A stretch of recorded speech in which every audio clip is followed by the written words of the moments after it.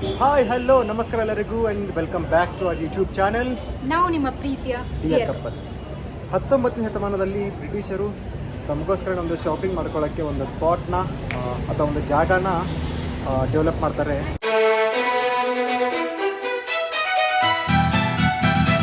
ಅದನ್ನು ಅವರು commercial hub ಅಂತ ನೇಮ್ ಮಾಡ್ತಾರೆ. ಅದಾದಮೇಲೆ ಬರ್ತಾ ಇದು ಶಿವಾಜಿನಗರ ಅಂತ ನೇಮ್ ಆಗುತ್ತೆ.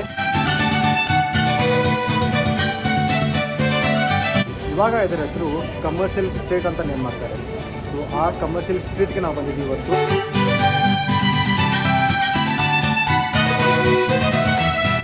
Commercial street Shivajinagar.